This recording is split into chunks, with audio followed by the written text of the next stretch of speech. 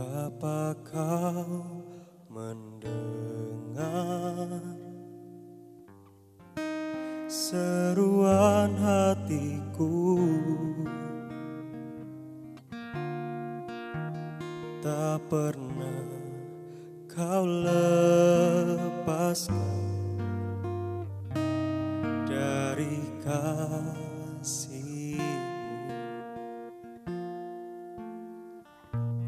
Lewat lembah gelap, kau temani aku. Roh-Mu bekerja selalu untuk kebaikanku.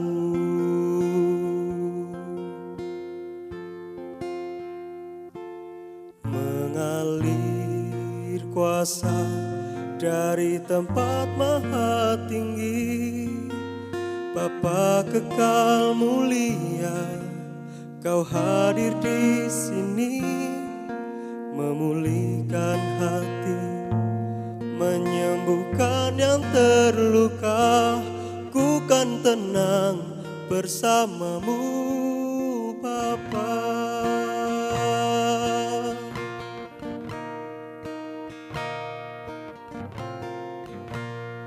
Bapa, kau mendengar seruan hatiku, tak pernah kau lepaskan dari kasih-Mu.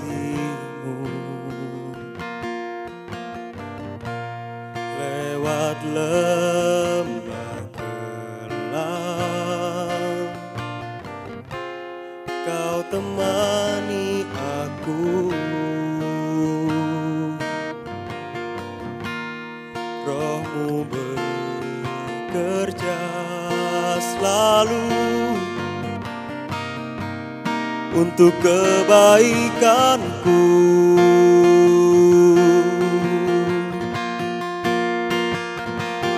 Mengalir kuasa dari tempat maha tinggi, Bapa kekal mulia, kau hadir di sini, memulihkan hati, menyembuhkan yang terluka.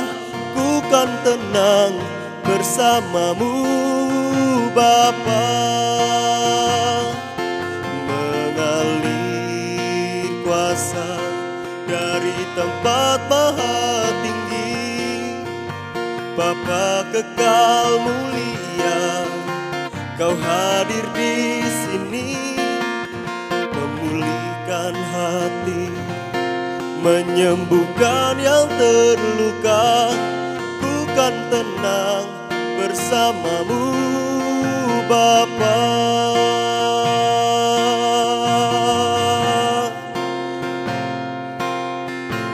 Yesus Tuhan, ku tenang bersama-Mu.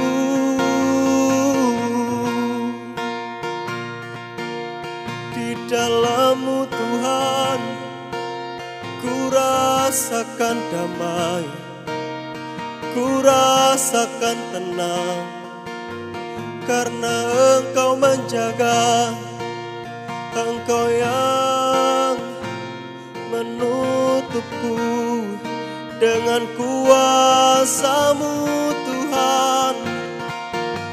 Dan kami percaya bukan aman, bukan aman Tuhan. Dalam-Mu Tuhan, ku dipenuhi, ku diperbarui, ku dijadikan indah, hanya dekat padamu Tuhan. Haleluya.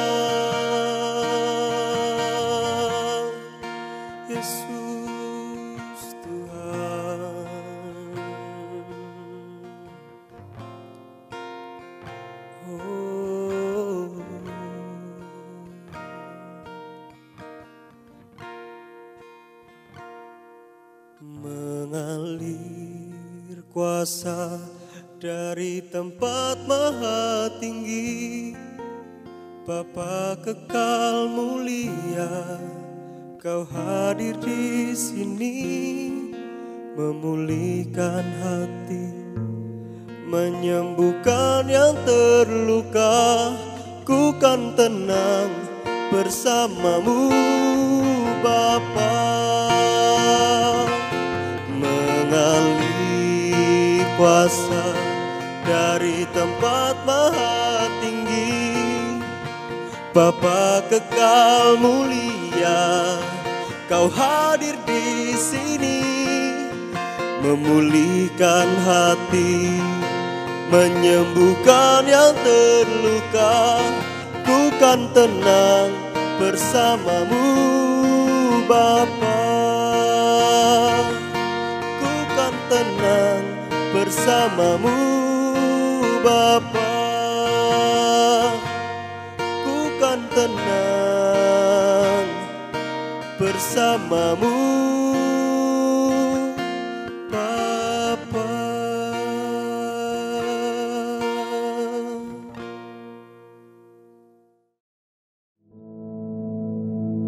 Our Father, which art in heaven, hallowed be thy name. Thy kingdom come, thy will be done in earth as it is in heaven.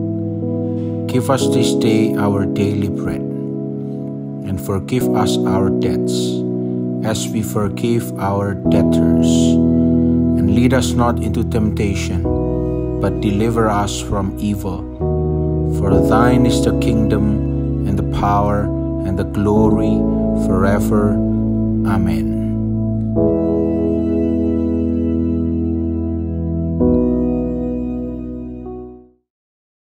Shalom, selamat pagi saudara semuanya. Pagi hari ini kita bersyukur kita boleh bangun dengan tubuh yang sehat.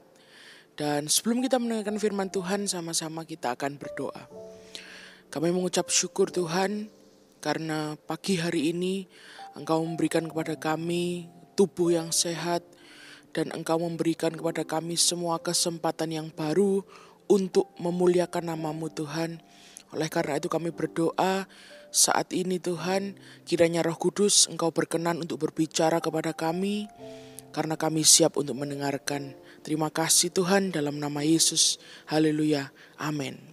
Pagi hari ini kita akan sama-sama membahas sebuah tema yang tidak jauh dari kita, yang kita alami setiap hari dalam hidup kita, bahwa seringkali kita sebagai manusia sering merasa ragu terutama akan kuasa Tuhan.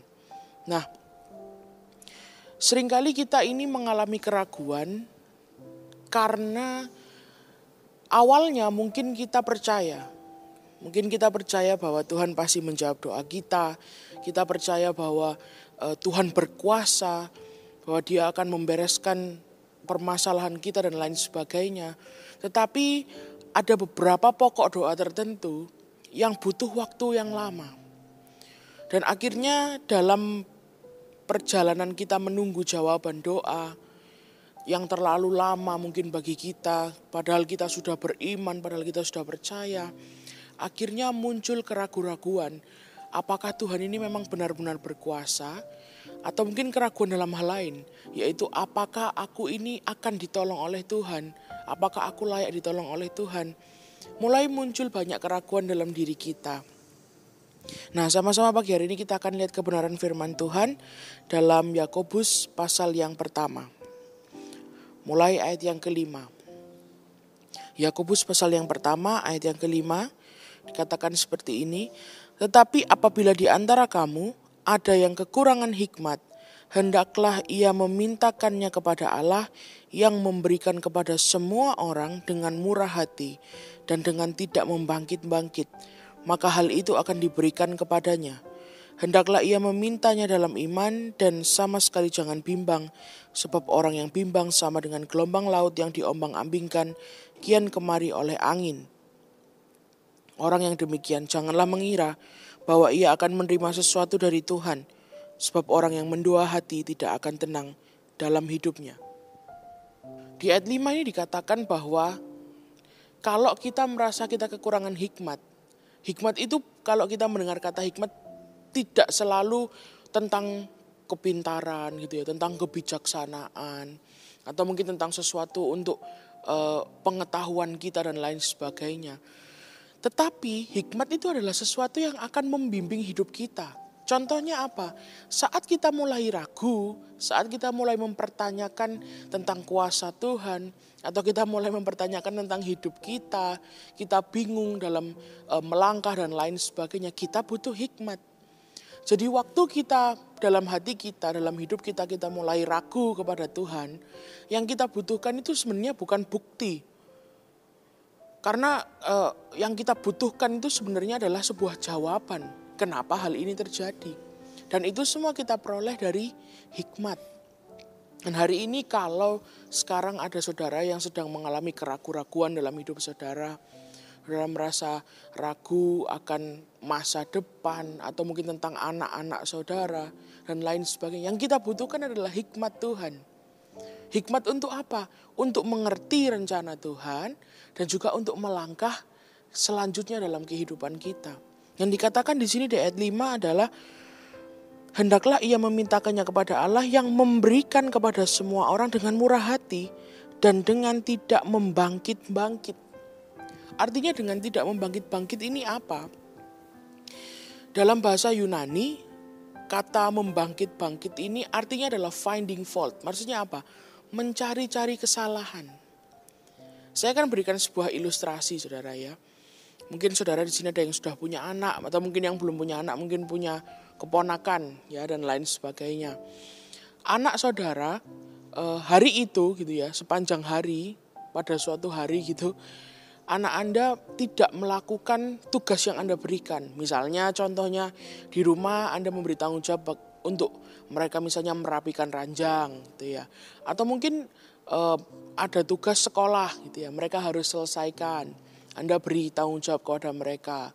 Atau simpel misalnya mereka melakukan sebuah kesalahan gitu ya. Misalnya di rumah ada peraturan tidak boleh omong kotor. Atau mungkin di sekolah mereka melakukan sesuatu yang kenakalan dan lain sebagainya. Intinya pada hari itu saudara tidak puas dengan anak saudara. Karena mereka tidak melakukan hal-hal yang seharusnya mereka lakukan. Ya, mereka tidak melakukan tanggung jawab mereka. Dan saudara kalau bahasa Jawanya saudara mangkel gitu ya. Saudara mulai, aduh ini gimana sih anak saya itu. Kita mulai marah dengan anak kita diamkan dia. Udah saya males ngomong sama anak inilah. Saya sedang, hati saya sedang mangkel gitu ya bahasa Jawanya.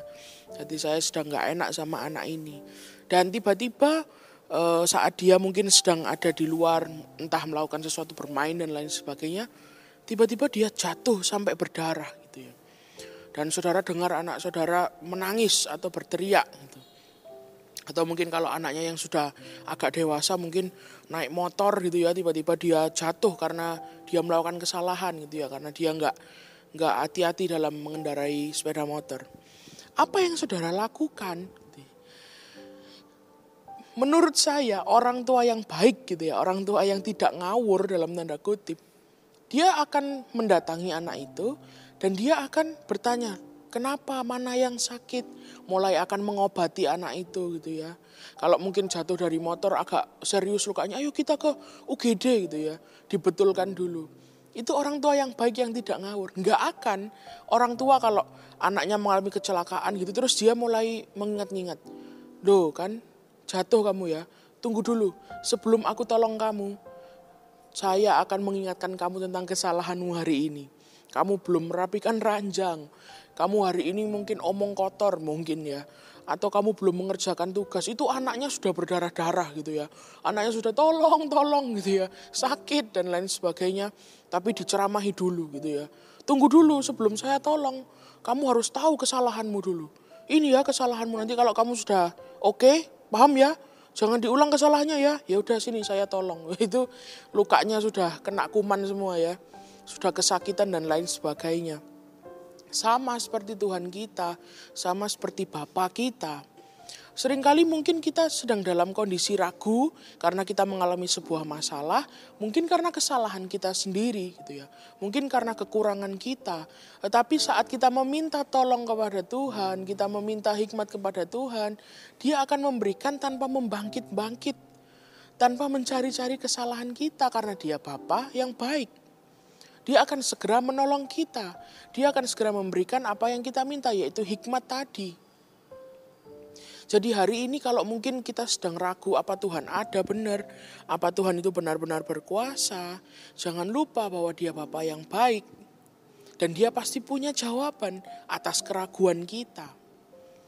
Jangan merasa saudara, wah ini kayaknya saya nggak akan pernah dapat apa yang saya inginkan. Karena kesalahan saya dan lain sebagainya. Kita akan coba lihat ya di ayat yang ke-6 dikatakan seperti apa. Hendaklah ia memintanya dalam iman dan sama sekali jangan bimbang. Sebab orang yang bimbang sama dengan gelombang laut yang diombang-ambingkan kian kemari oleh angin. Semakin kita ragu akan kuasa Tuhan, semakin kita menjauh dari Tuhan, semakin kita mulai tidak percaya, maka kita akan seperti apa? Seperti orang yang diombang-ambingkan oleh angin. Siapa yang selalu mengintimidasi kita? Selalu membuat kita tidak percaya kepada Tuhan, si jahat. Begitu kita membuka celah, kita ragu, kita meragukan Tuhan, dia akan masuk. Dan dia akan mulai membenarkan pemikiran kita, ya betul memang. Tuhan itu memang kurang berkuasa. Mungkin kuasanya Tuhan untuk orang lain. Dia akan dapat aja celahnya kalau kita buka celah itu. Dan hari ini kita sama-sama mau belajar sebenarnya seberapa susah sih untuk kita ini tidak ragu-ragu, seberapa susah kita tidak bimbang. Jawabannya mohon maaf, susah sekali memang sebagai manusia. Coba kita buka di Markus pasal yang ke-11 ayat yang ke-23. Markus pasal yang ke-11 ayat yang ke-23 dikatakan seperti ini. Aku berkata kepadamu, sesungguhnya barang siapa berkata kepada gunung ini, beranjaklah dan tercampaklah ke dalam laut, asal tidak bimbang hatinya, tetapi percaya bahwa apa yang dikatakannya itu akan terjadi, maka hal itu akan terjadi baginya. Jawabannya apa saudara? Susah sekali. Mana mungkin kita lagi ada di depan gunung gitu ya. Kemudian sebuah gunung yang lebih besar dari kita, yang dia nggak mungkin gitu ya, nggak mungkin beranjak gitu. Terus dikatakan dalam firman Tuhan apa? Kalau kamu bilang gunung ini suruh pindah, dia akan pindah dan tercampaklah ke laut, dia akan tercampak ke laut. Sesuatu yang sangat tidak mudah bagi logika kita. Nggak akan pernah masuk, nggak usah sekolah tinggi-tinggi, kita nggak perlu sekolah geologi gitu ya, geografi, nggak perlu. Kita tahu bahwa itu adalah sesuatu yang sangat mustahil. Tetapi firman Tuhan berkata, kalau kamu tidak bimbang hatimu, kalau kamu percaya, itu akan terjadi. Jadi jawabannya memang tidak mudah untuk tidak ragu-ragu. Untuk menjadi seseorang yang yakin, untuk menjadi seseorang yang tidak bimbang, itu sangat susah. Tapi ayat 24 berkata apa? Karena itu aku berkata kepadamu, apa saja yang kamu minta dan doakan, percayalah bahwa kamu telah menerimanya, maka hal itu akan diberikan kepadamu. Pergumulan doa saudara mungkin tentang anak saudara, tentang keluarga saudara yang lain, saudara ingin anak Anda semakin dekat dengan Tuhan, atau ada masalah dalam keluarga yang harus diselesaikan. Percayalah bahwa kamu akan menerimanya. Salah saudara, bukan. Percayalah bahwa kamu sudah menerimanya. Artinya apa? Kenapa kok firman Tuhan mengatakan kita percaya seperti kita sudah menerimanya? Supaya kita hidup seperti itu. Bukan seperti orang yang tidak berpengharapan. Kita berdoa, itu bagian kita. Sudah. Bagian kita berdoa meminta kepada Tuhan.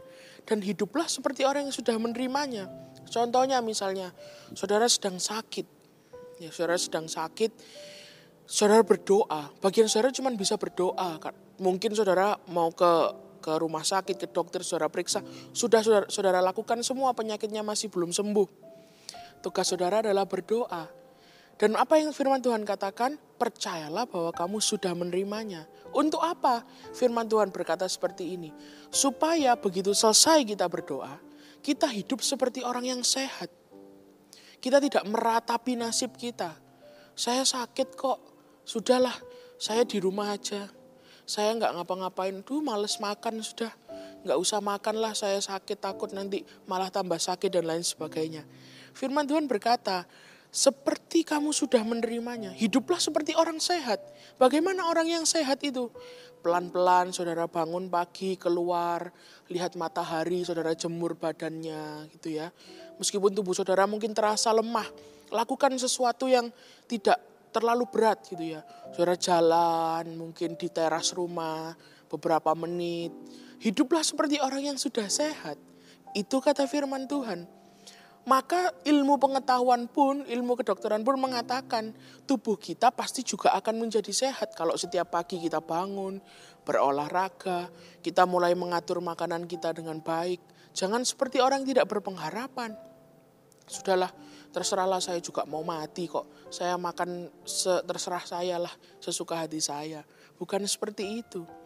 Kalau kita mulai ragu apakah saya bisa sembuh ya, jangan terpuruk dalam keraguan kita. Percaya, pasti sembuh. Dan hiduplah seperti orang yang sudah sehat. Demikian pula dengan masalah lainnya. Misalnya dengan anak saudara. Dia ini nakalnya bukan main gitu ya. Tidak rajin ke gereja misalnya. Setelah berdoa, jangan hidup seperti anak saudara ini tetap akan nakal selama-lamanya. Hiduplah seperti saudara sudah menerima jawaban doamu. Perlakukan dia dengan baik. Jangan setiap hari dimarahi gitu ya. Setiap hari diomeli. Ya diomeli terus ini. Supaya bertobat. Tidak akan pernah terjadi. Menurut ilmu psikologi, menurut ilmu apapun tidak akan pernah terjadi. Begitu saudara sudah mendoakan dia, perlakukan dia seperti dia ini sudah menjadi anak yang baik. Kasihi dia. Berikan nasihat yang baik. Itu kata firman Tuhan. Jadi saat kita berdoa, kita nggak ragu apakah Tuhan akan menjawab doa kita apa tidak. Tuhan pasti menjawab doa kita. Karena tidak ada alasan Tuhan tidak menjawab doa kita. Bagaimana dengan dosa dan kesalahan saya ya? Apakah Tuhan akan menjawab doa saya kalau saya penuh dengan dosa dan kesalahan? Sampai kapan saudara kita akan berjuang menjadi manusia yang tidak berdosa? Selama-lamanya kita ini berdosa. Kita benar karena Tuhan yang membenarkan kita. Jadi kalau kita ragu akan kuasa Tuhan, sebenarnya di balik itu semua, behind the scene, ada keraguan itu muncul karena kita merasa kita kurang dan kita merasa berdosa. Kita lanjut ayat yang ke-25 dari Markus pasal 11 ini. Dikatakan seperti ini. Dan jika kamu berdiri untuk berdoa, ampunilah dahulu sekiranya ada barang sesuatu dalam hatimu terhadap seseorang, supaya juga Bapamu yang di surga mengampuni kesalahan-kesalahanmu. Tetapi jika kamu tidak mengampuni, maka Bapamu yang di surga juga tidak akan mengampuni kesalahan-kesalahanmu. Firman Tuhan berkata, betul, doamu pasti dijawab, doamu pasti Tuhan pasti akan mendengar doamu, jangan ragu-ragu. Firman Tuhan menambahkan di bawahnya, tapi ingat, ampunilah dulu. Maksudnya apa? Bersihkan dulu diri kita. Ya, kita mengampuni orang yang bersalah kepada kita. Jangan pernah kita ragu-ragu kepada Tuhan, datang kepada Tuhan. Kita ragu karena kita masih ada yang kotor dalam hati kita. Kita gak percaya bahwa Tuhan akan menjawab doa kita bukan karena apa-apa gitu ya. Bukan karena kita tidak percaya sungguh-sungguh Tuhan itu ada, bukan.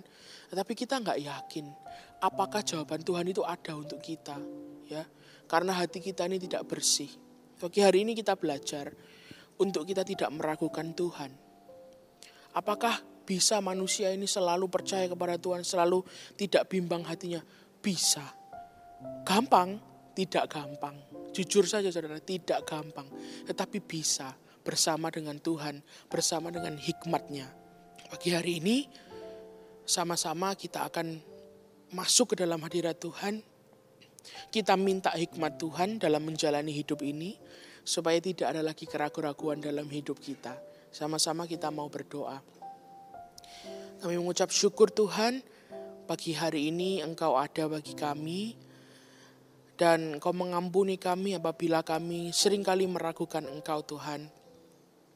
Pagi hari ini kami mau belajar, kami mau yakin bahwa jawaban doamu, bahwa Engkau mendengarkan doa kami bukan karena kami orang yang baik, bukan karena kami orang yang sempurna, tetapi karena Engkau mengasihi kami, sehingga Engkau menjawab doa kami.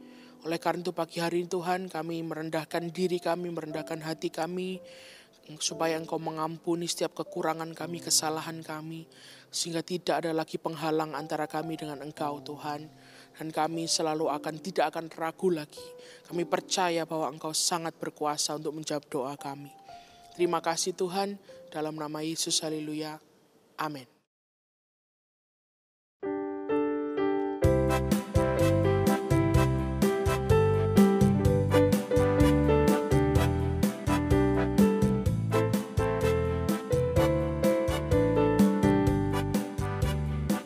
Tiada ku ragu lagi untuk mengikut-Mu Yesus. Tiada ku ragu lagi untuk melayani-Mu. Walau banyak rintangan dan badai pun menerjang, tiada ku ragu lagi untuk selamanya. Yesus, Yesus, sahabatku, penolong dalam hidupku. Ku rindu semua orang mengenal-Mu. Engkau jalan kebenaran dan memberi hidup yang kekal bagi tiap orang yang percaya padamu. Tiada ku ragu lagi untuk mengikut-Mu Yesus. Tiada ku ragu lagi untuk melayani-Mu. Walau banyak rintangan dan badai pun menerjang, tiada ku ragu lagi untuk selamanya. Yesus, Yesus, sahabatku, penolong dalam hidupku. Ku rindu semua orang mengenal-Mu. Engkau jalan kebenaran dan memberi hidup yang kekal bagi tiap orang yang percaya padamu. Yesus, Yesus, sahabatku, penolong dalam hidupku. Ku rindu semua orang mengenal-Mu. Engkau jalan kebenaran dan memberi hidup yang kekal bagi tiap orang yang percaya padamu. Bagi tiap orang yang percaya padamu. Bagi tiap orang yang percaya padamu. Amin.